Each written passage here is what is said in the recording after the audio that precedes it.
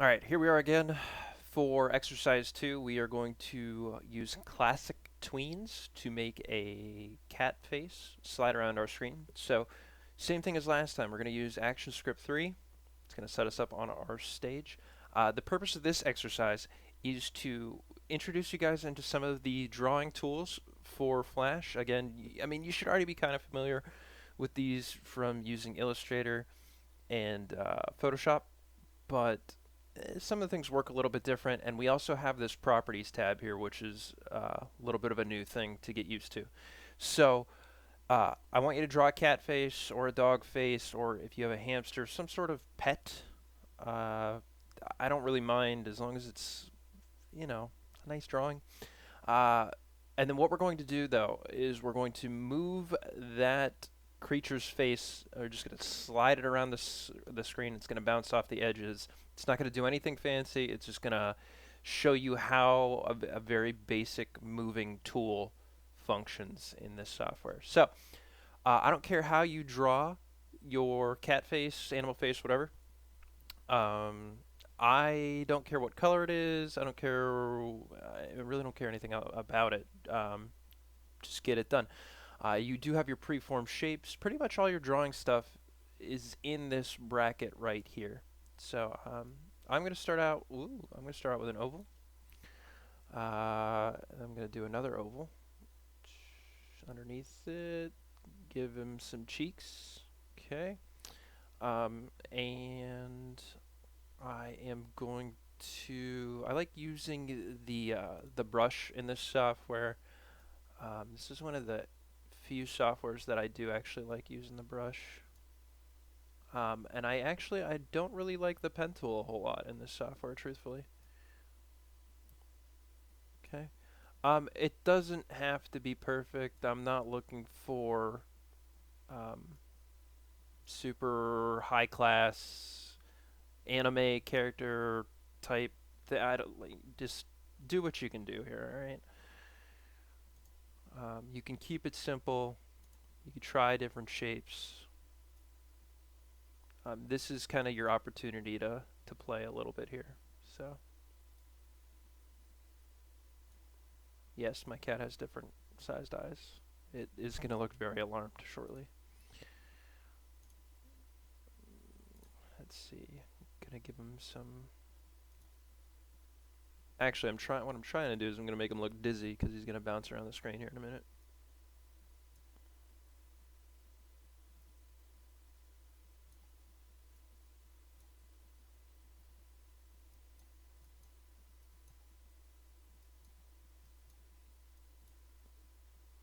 Okay. I don't like that. It's gonna make like dizzy circles above him, but I will get rid of that. All right. So, kind of got my cat. Oh, I'm gonna give him eyebrows. That's what I'm gonna do. Okay. He is unhappy. All right. Got my cat face. Whenever you're done drawing your cat face, so if at this point you're not done with your drawing your cat face, you need to pause the video. Go ahead and pause it. Pick it back up whenever you're ready. Uh, but at this point, whenever you're done drawing your cat face, you're going to want to go to your selection tool, and we're going to want to highlight your whole thing. So click drag and get yourself a highlight box so it selects everything that you drew. If you try to select an individual part of the cat right now, so if I tried to, all right, I'm selecting the cat face. Do you see how it just highlights the eyebrow? If you were to do anything now at this point, if you were to move that eyebrow, boom, it rips the eyebrow right off his face. So you don't want to do that. We want to select the whole cat face. And what we want to do is we want to make this a solid object. So right now we have a sprite. What we want to do is we want to either make it into a graphic or a movie clip or something like that. So again, highlight the whole object. PC people right click, Mac people control click. We are going to convert to symbol. As you can see right here, shortcut is F8. If you remember that in the future and you want to use F8, go ahead. It's going to open up this window here. You want to name what this thing is going to be. So, I'm going to caps lock, cat, face, boom. There we go. Now here, We can change it to a button, a graphic, or a movie clip. I just don't have any problems with movie clips. I leave it on movie clip by default. And yeah, that's it. You don't have to worry about registration. We're not doing anything advanced here. Not worried about that. So just go ahead and OK. Now, if we look at our object, it's got a box around it. It's its own self-contained thing. I can click anywhere on it, moves around. This little white dot here in the middle, right now, it doesn't have, I mean, you can click on it, move it around, but be careful of it in the future, especially if you connect it to other things. It might move, and what this does is it shows you the center. So sometimes you want to move the center. You probably don't for most things, but the box is see-through. All right, I can move this cat face anywhere I want. The other thing that I want to bring your attention to is if I go back over to my Properties tab, we can see cat face. There's other things that you can do to it down here. We're not going to play around with that stuff too much, but if you go into the library, you can see if I was to do more things, say like the body, the legs, things like that, and make each one of those individual things movie clips, I would build a library, and there would be layers of objects here that I could click on, bring down, and I could just add a bunch of cat faces if I want to, but I don't. It's going to go away. All right, but just be aware of that. This is also the previewer up here. It shows you whatever you click on here. So if I had cat legs, arm, you click on it. If you call things weird things, you forget what they're called, you can look them up here in the library. You can see them and go, oh yeah, got it. And you can use them or not use them. But you can switch over to the Properties tab. Not going to use anything over here with it right now. Just got my cat face. So what we're going to do here, like I said, very simple. We're going to slide the cat face around. So I've got my first keyframe. I got my black dot, so that tells me that I've got an object on my stage right now. What I want to do for this one, we're not doing keyframe by keyframe animation for this. We're going to do keyframes, but we're also going to put tweens in between the keyframes. So what we're going to do is we're going to take care of the important things. Those are the keyframes. So I'm going to jump ahead about 5 keyframes. I advise you do the same thing. And at that point, I'm going to insert a keyframe. All right. Now on this second keyframe, up here on the 5th frame rather, I'm going to move my cat to where I want it to be. So I'm going to smash his face here on the bottom. Now I'm going to go back.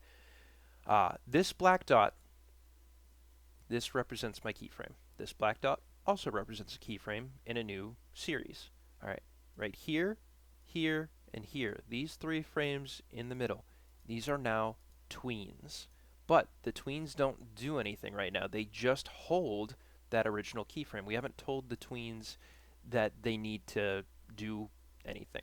So we're going to right click. It doesn't matter on which tween, but we're someplace that isn't on the 2 keyframes. We're just going to tell it to classic tween. And you see down here now in our tweens, we now have an arrow. Instead of a line and we had like a little box, we just have an arrow. And what that does if we move our scrubber is it slowly slides our object into position of the next keyframe. All right? So you can go back and forth on that all you want. Cat face is going to bounce back and forth. From here on out, pretty much all you're going to do is I want you to jump every 5 keyframes, or every 5 frames, insert a keyframe. On that keyframe, move the cat face someplace else. Go back, right click or control click. Create classic tween. All right. And now you can see cat face bounces. Go to the next 5 frames. Insert keyframe. Cat face maybe off the wall over here. Uh-oh. I made a mistake. All right, so this is what happens right here if you don't insert a keyframe and you just do a frame. We don't want to do that, so I'm going to Control Z to undo. I'm going to try that again. Right click, keyframe. Not insert frame, insert keyframe. All right, now on the keyframe, I can move my cat face down here. Right click here, control click, create classic tween. And what I would like for you to do is to keep doing this for every 5 frames until you get to 70, right here. All right. So it's going to be a little bit tedious, but this exercise is still going to go a lot faster than the ball bounce. All right. So once you get to 70, you can raise your hand, call me over. I'll let you know if you have any issues, any problems. You can fix them. But when you're all set, let me know, and you can move on to the next one.